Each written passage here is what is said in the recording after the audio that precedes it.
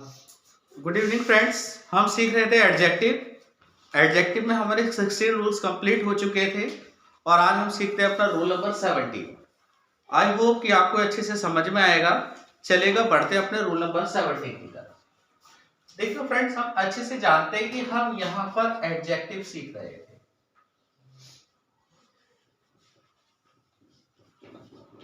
और एडजेक्टिव में हमने डिग्री ऑफ एडजेक्टिव सीखी है और अलग अलग प्रकार की एडजेक्टिव होती है। नाउन को लेकर एडजेक्टिव भी होती है। देखो फ्रेंड्स, अगर किसी एडजेक्टिव से पहले आर्टिकल द आ जाता है, अगर किसी एडजेक्टिव से पहले आर्टिकल द आ जाता है तो वो एडजेक्टिव हमारी नाउन बन जाती है।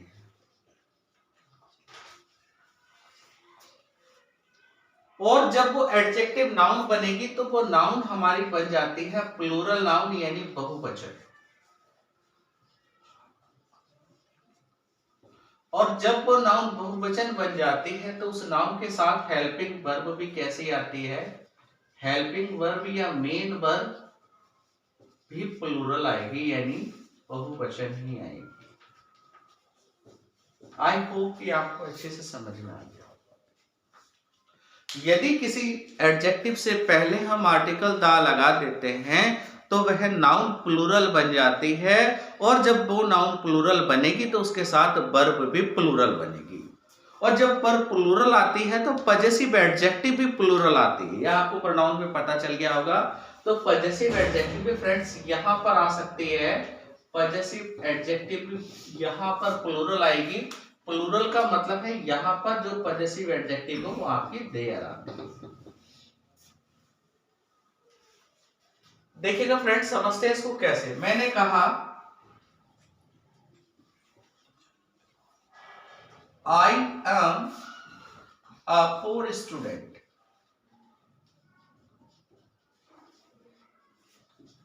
मैं एक गरीब विद्यार्थी हूं। तो यहां पर फ्रेंड्स ये है नाउन, और नाउन से जो पहले शब्द यूज किया जाता है उसे एडजेक्टिव कहते हैं। आपको अच्छे से पता होगा, जो शब्द संज्ञा से पहले यूज किए जाते हैं उसे एडजेक्टिव कहते हैं। या कह सकते हैं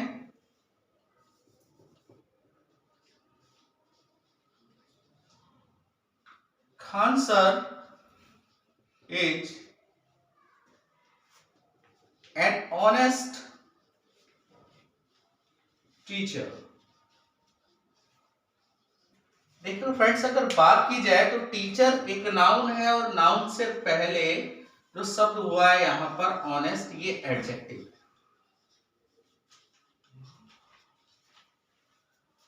लेकिन फ्रेंड्स, अगर इस एडजेक्टिव से पहले अगर हमने दा लगा दिया तो ये एक नाउन बन गई। ऑनेस्ट से पहले अगर हमने दा लगा दिया तो ये एक नाउन बन गई है।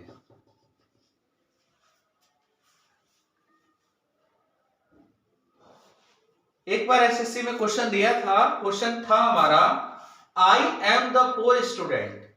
तो फ्रेंड्स, द पुअर नहीं होगा, क्योंकि द पुअर लगा दे तो इसका मतलब होगा गरीब लोगों का समूह या गरीब स्टूडेंट का समूह। और यहां पर आप आई से डिनोट कर रहे हो, तो I am a poor student right होगा, ना कि द पुअर स्टूडेंट होगा।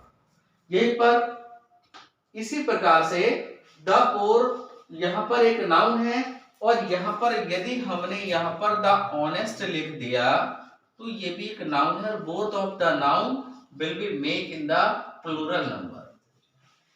और जब ये प्लूरल नंबर में जा रही हैं तो समझ लीजिएगा इनके साथ वर्ब भी प्लूरल आएगी। आइएगा एग्जाम्पल के हिसाब से देखते हैं कि कैसे होगा sentence.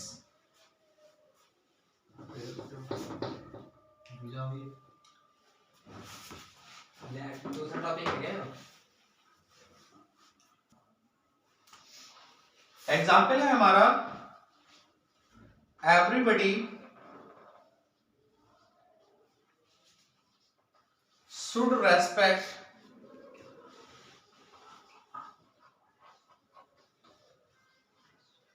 everybody should respect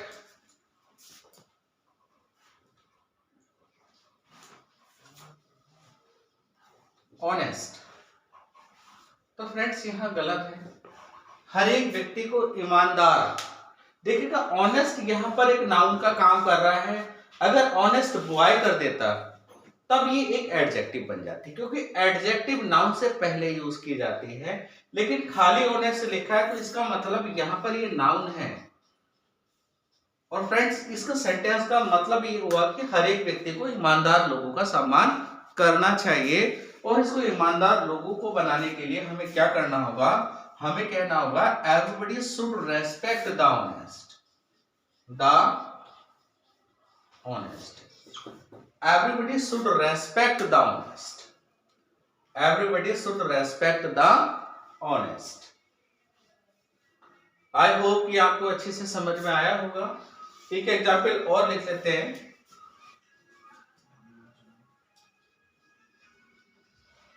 The rich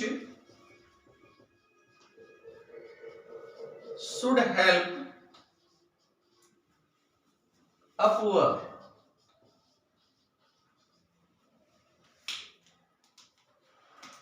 The rich should help a poor, और इसके बाद नो है। तो फ्रेंड्स यहां पर देखिएगा the rich should help a poor, अमीर लोगों को एक गरीब क्या, एक गरीब तब तक नहीं माना जाएगा गरीब व्यक्ति तब तक इसके बाद कोई नाउन ना हो। या तो सेंटेंस को सुधारना, the rich should help a poor person, अमीर लोगों को एक गरीब व्यक्ति की सहायता करनी चाहिए। या फिर आप कह सकते हैं सही मायने में, देखिएगा रिच से पहले आपने द लगा दिया, इसका मतलब अमीर लोग। Ravi is a rich boy, यहां पर रिच एक एडजेक्टिव का काम कर रहा है, लेकिन रिच से पहले द लगा दिया तो अमीर लोगों का समूह हो गया। The rich should help a poor के स्थान पर हमें करना पड़ेगा द पुअर। आई होप ये पॉइंट आपको अच्छे से समझ में आ गया होगा। चलेगा बढ़ते हैं अपने पॉइंट नंबर 18 की तरफ। देखिएगा फ्रेंड्स हमारे पास कुछ वर्ब है, अपीयर, फील, बिकम, स्मेल और बी। बी का मतलब कोई से भी वर्ब आ सकती है, was, were, is, am, are, taste, sound, prove, get, find, make, और फ्रेंड एक और है ग्रो। ग्रो,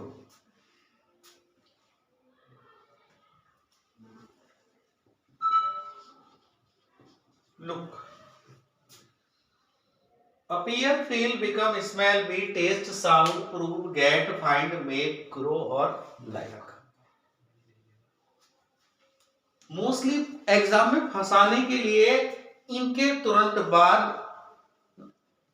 एडवर्ब दे दी जाती है, यानी जिसके अंत में एलवाई लगता है, तो इनके तुरंत बाद एडजेक्टिव एक और स्मूथ भी है। स्मूथ के बाद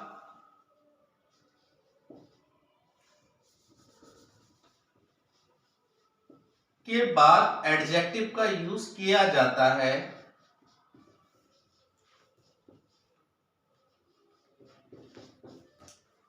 के बाद एडजेक्टिव का यूज होता है, एडजेक्टिव का यूज होता है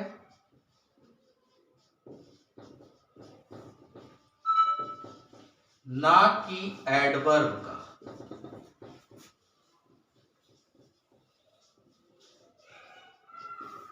ना कि एडवर्ब का।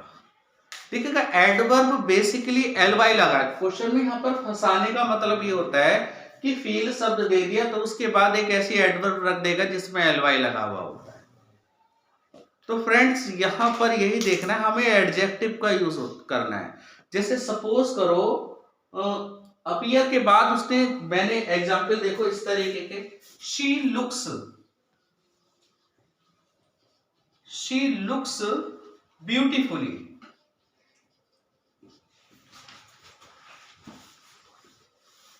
अब यहां पर लुक्स वर्ब आई है फ्रेंड्स, और इस वर्ब के तुरंत बाद यहां पर ब्यूटीफुली शब्द आया है, जो कि गलत है। ब्यूटीफुली यहां पर एडवर्ब है, जबकि यूज किसका होता है? एडजेक्टिव का। और ब्यूटीफुली की एडजेक्टिव फ्रेंड्स ब्यूटीफुल होती है, आप अच्छे से जानते हैं। तो यहां पर कहना होगा she looks beautiful, she looks beautiful.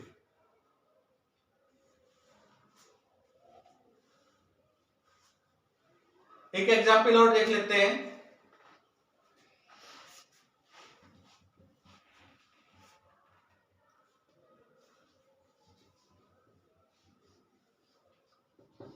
This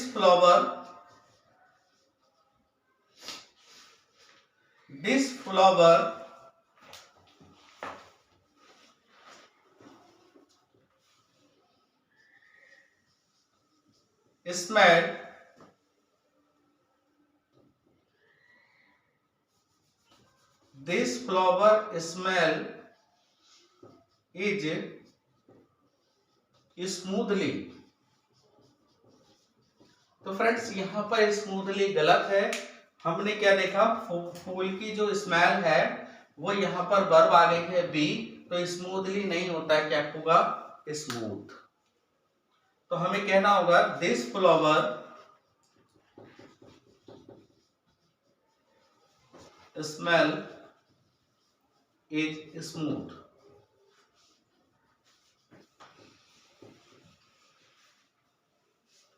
और देखिएगा, और एग्जाम्पल है।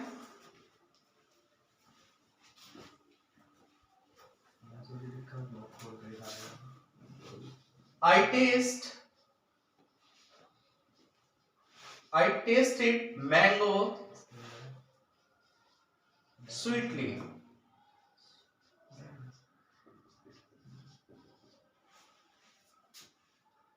तो फ्रेंड्स यहां पर भी गलत है।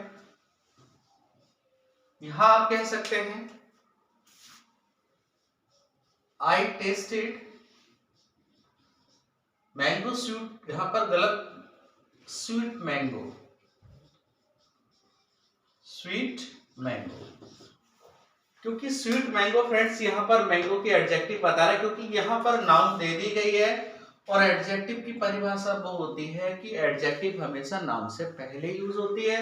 वर्ब हमारे यहां पर टेस्टेड आ गई, इसलिए यहां पर हम स्वीटली का प्रयोग नहीं कर सकते। You can not prove me wrongly। तो फ्रेंड्स यहां पर भी गलत है। You can not prove me wrong. अब बात आती है कि प्रूव के बाद wrong, you can not prove wrong me गलत हो जाएगा फ्रेंड्स, क्योंकि यहां पर हमारा ऑब्जेक्टिव आ चुका था। यहां पर नाउन है, लेकिन एडजेक्टिव नाउन से पहले यूज की जाती है, लेकिन प्रोनाउन से पहले यूज नहीं होती है, ऐसा कोई रूल से नहीं है। तो इसलिए फ्रेंड्स यहां पर अगर ऐसे बनाए you can not prove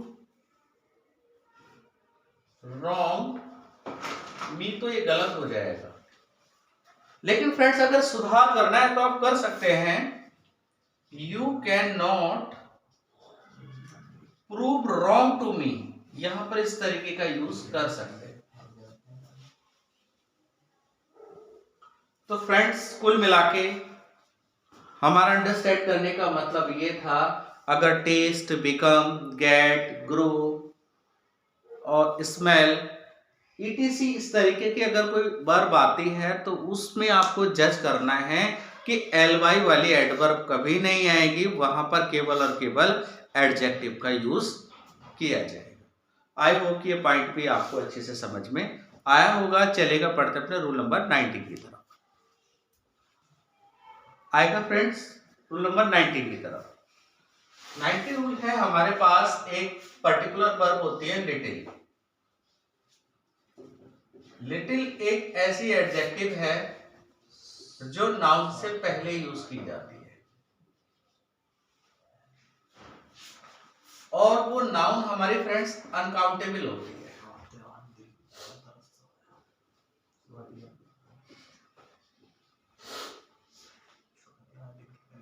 noun हमारी अनकाउंटेबल होगी, या अगर नाउन अनकाउंटेबल नहीं है तो क्वांटिटेटिव होगी।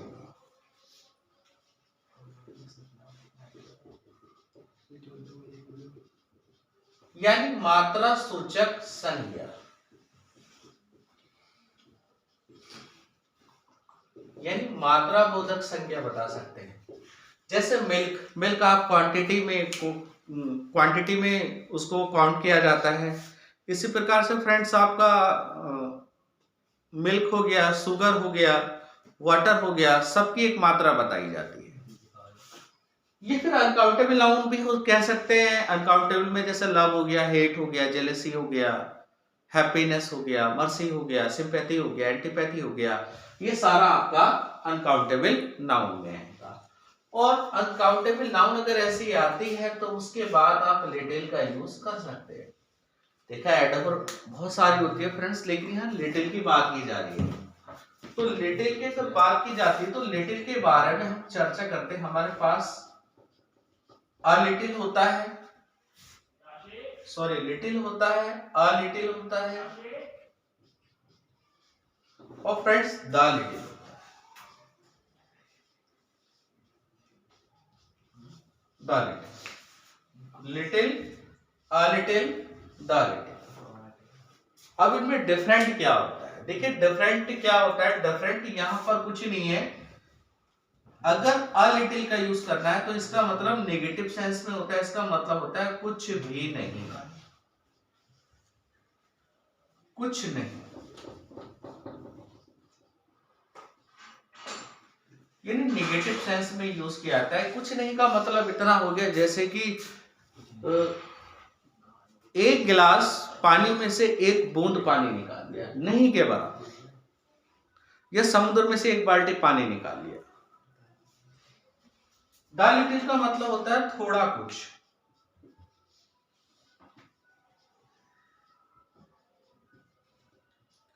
थोड़ा प्लस के सेंस में आता है, पॉजिटिव सेंस में।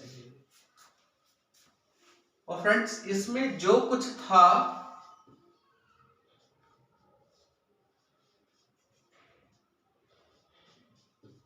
वह समाप्त हो गया।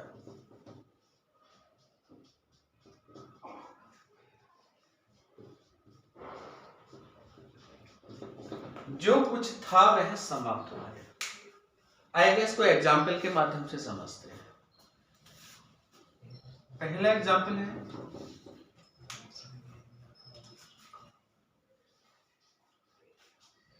I don't have slash money। देखो फ्रेंड्स मनी का मतलब धन से है, जो कि अनकाउंटेबल है। धन में तुम्हारा जमीन जायदाद, खेत खलियान, सारा कुछ आ जाता है ना। पर्टिकुलर आप अमाउंट से मनी की कंपैरिजन नहीं कर सकते। मनी का मतलब आप धन से लगाएंगे। एग्जाम्पल है हमारा आई have money.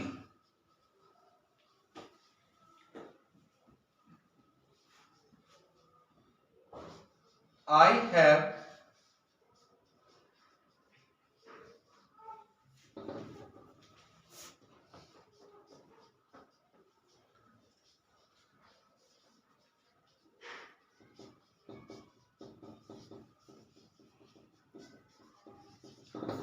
have money that I gave to my brother। और इसके लिए ऑप्शन आते हैं हमारे पास लिटिल,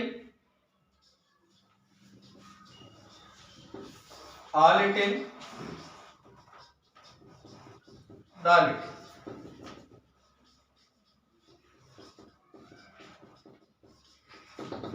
देखिए फ्रेंड्स बहुत ही सिंपल है। पहला अगर सेंटेंस की बात की जाती है आई डोंट हैव मनी, यानी मेरे पास धन नहीं है, तो सेंटेंस कहीं ना कहीं नेगेटिव की तरफ इशारा कर रहा है। I don't have little money, यानी मेरे पास थोड़ा सा भी, तनिक भी धन नहीं है। तो फ्रेंड्स यहां पर I don't have little money की बात की जा रही है, तो ऑप्शन यहां पर आ जाएगा हमारा लिटिल, यानी ऑप्शन नंबर हमारा पहला रहेगा पहले क्वेश्चन के लिए। बात अगर क्वेश्चन नंबर दूसरे की करते हैं तो क्वेश्चन नंबर दूसरे की अगर बात करते हैं तो दूसरे में यहां पर सेंटेंस पॉजिटिव वे बता रहा है जबकि यहां पर नेगेटिव सेंस दे रहा था। और पॉजिटिव सेंस की बात करें तो कहीं ना कहीं अ लिटिल की तरफ इशारा हो रहा है, मेरे पास थोड़ा बहुत धन है कि जीविका चलाई जा सकती है।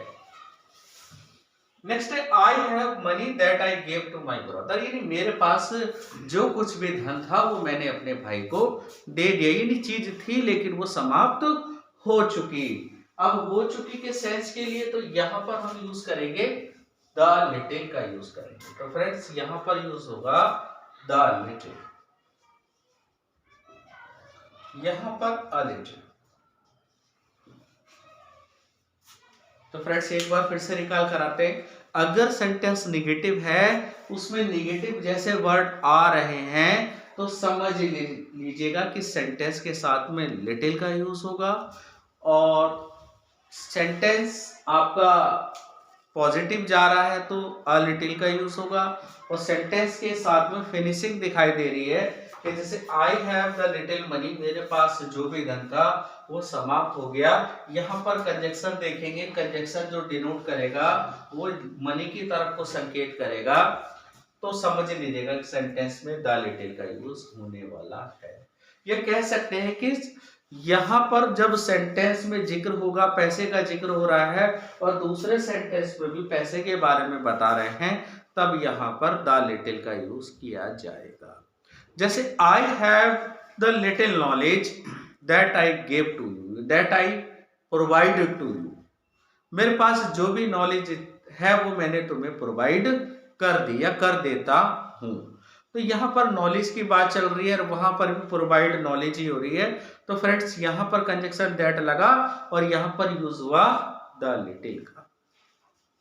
आई होप कि फ्रेंड्स आपको अच्छे से समझ में आया होगा। चलेगा इसी के पार्ट नंबर सेकंड की तरफ। सेकंड पार्ट है हमारा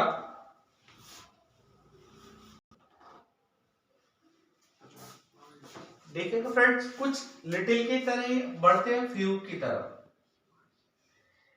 फ्यू के बाद एक ऐसी एडजेक्टिव है जिसके बाद नाउन आती है, लेकिन फ्रेंड्स इसके बाद जो नाउन आती है वो काउंटेबल आती है, यानी मात्रा सूचक नाउन।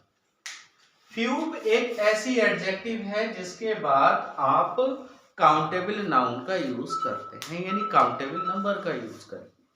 जैसे few books, few boys, few students. अब इसमें भी फ्यूब की कैटेगरी भी तीन प्रकार की होती है। पहला आ जाता है फ्यू, दूसरा अफ्यू, तीसरा द फ्यू। सेम ऐसी है, ये भी निगेटिव सेंस को दिखाई देगा, थोड़ा कुछ, कुछ नहीं, निगेटिव सेंटेंस की तरफ इशारा करेगा, थोड़ा कुछ ये पॉजिटिव सेंटेंस की तरफ इशारा करेगा, और यहां पर जो कुछ था वो समाप्त हो चुका है।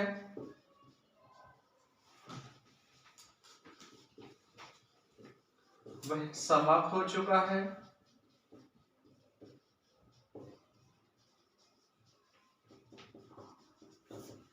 फिनिशिंग दिखाएगा। लेकिन इसके बाद जो फ्यूब और लिटिल में डिफरेंट इतना है कि फ्यूब के बाद अनकाउंटेबल नाउन आती है, और सॉरी लिटिल के बाद अनकाउंटेबल नाउन आती है और फ्यूब के बाद काउंटेबल नाउन आती है। देखिएगा एग्जाम्पल के जैसे I have hardly books,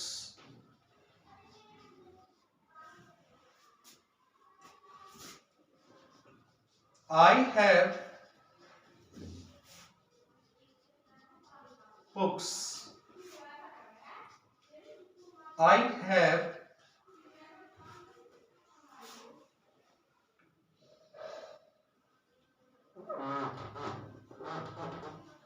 I have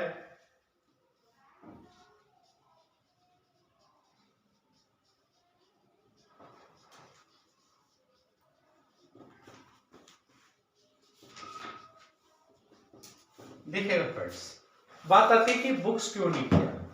यहां पर आप बुक्स कर देते तो यहां गलत हो जाता friends. I have a books का मतलब यह होगा कि मेरे पास एक किताब है। अब आप सोचो कि बुक्स से पहले एक क्यों लगा दी, इसलिए यहां पर थोड़ा सा इस चीज को ध्यान रखना होता है। ऑप्शन है आपके सामने लिटिल, दूसरा ऑप्शन है फ्यू, तीसरा द फ्यू, चौथा अ फ्यू। देखिएगा आई हैव हार्डली बुक, यानी मेरे पास मुश्किल से ही एक आती किताब है, यानी है ही नहीं, निगेटिविटी दिखाई। मुश्किल से ही, नॉट एनी, अगर ये शब्द आते हैं सेंटेंस में, हार्डली, एनी, नॉट शब्द आ जाते हैं, नेवर, सेल्डम शब्द आ जाते हैं, तो वो सेंटेंस नेगेटिव होता है। कौन कौन से friends? Hardly, scarcely, never, seldom, not, इस तरीके से अगर शब्द आ जाते हैं तो वो वाक्य नेगेटिव समझा जाता है। आई हैव हार्डली, तो यहां पर सेंटेंस निगेटिविटी को बता रहा है, और निगेटिविटी के लिए हम किसका यूज करते हैं फ्रेंड्स? आई हैव डेड डेस करके बुक, यहां पर सेंटेंस निगेटिव था, तो वही यहां पर सेंटेंस पॉजिटिव हुआ, तो इसलिए हम यहां पर यूज करेंगे अ फ्यू का। आई हैव बुक, मेरे पास किताब थी भाई, that I gave to you, जो मैंने उसको दे दी, चीज थी, लेकिन क्या हो गई, अब नहीं है, समाप्त हो चुकी है, तो यूज करेंगे द फ्यू। यानी ऑप्शन नंबर 1, ऑप्शन नंबर 2 और ऑप्शन नंबर 3। लिटिल का यूज आप अच्छे से जानते हैं कि लिटिल का यूज हमने यहां पर क्यों नहीं किया। आई होप कि रूल नंबर 90 आपको अच्छे से समझ में आया होगा। चलिएगा बढ़ते अपने रूल नंबर 20 की तरफ। फ्रेंड्स, रूल नंबर है हमारा 20। बात अगर 20 की करते हैं तो कुछ एडजेक्टिव्स ऐसी होती हैं, कुछ एडजेक्टिव्स ऐसी होती हैं जिनकी कंपैरेटिव डिग्री नहीं होती है। क्या नहीं होती है? कंपैरेटिव, कंपैरेटिव नहीं बनाई जाती है, बल्कि उनकी सुपरलेटिव बनाई जा सकती है। ईस्टर्न की ईस्टर्न मोस्ट, वेस्टर्न की वेस्टर्न मोस्ट, नॉर्थर्न की नॉर्थर्न मोस्ट, साउथर्न की साउथर्न मोस्ट, और टॉप की टॉप मोस्ट। एग्जाम्पल में फ्रेंड्स कैसे पूछी जा सकती है?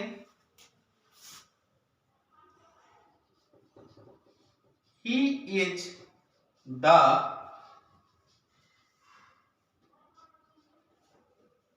topper student। गलत है, क्योंकि आर्टिकल द आ गए हैं यहां पर। आपको करना होगा he is the top most student, student वगैरह वगैरह आगे को बढ़ाकर कुछ भी लिख सकते हैं। तो फ्रेंड्स, ऐसे भी दे सकता है कि you are the toppest student, तो टॉपेस्ट नहीं होता friends, you are the topper, top most student, you are the top most student. एक एग्जाम्पल और देखते हैं। Rohit comes from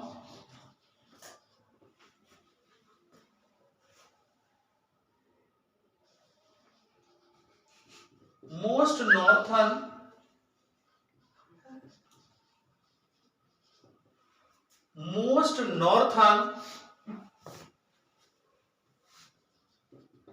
side of this city। Rohit comes from most northern side of this city. 1 2 3 और इसके बाद no error. देखिए friends, most northern नहीं होता है, आपने पढ़ा होगा तो नॉर्थन मोस्ट का यूज किया जाता है, नॉर्थन मोस्ट। अगर कहीं मोस्ट ईस्टर्न कर दिया तो मोस्ट ईस्टर्न नहीं होता है, ईस्टर्न मोस्ट होता है। अगर फ्रेंड्स यहां पर नॉर्थन निकल के नॉर्थ ईस्ट भी कर सकता है, NORTHEAST, तो नॉर्थ ईस्ट नहीं होता है फ्रेंड्स, आपको तब भी आपको नॉर्थन मोस्ट ही करना पड़ेगा, नॉर्थन मोस्ट करना। अगर साउथ ईस्ट कर दिया तो साउथ ईस्ट नहीं होता है, साउथर्न मोस्ट करना पड़ेगा। आई होप कि पॉइंट नंबर 20 आपको अच्छी से समझ में आया होगा। चलेगा, मिलते हैं अपनी नेक्स्ट क्लास में, बने रहेगा। Thank you class.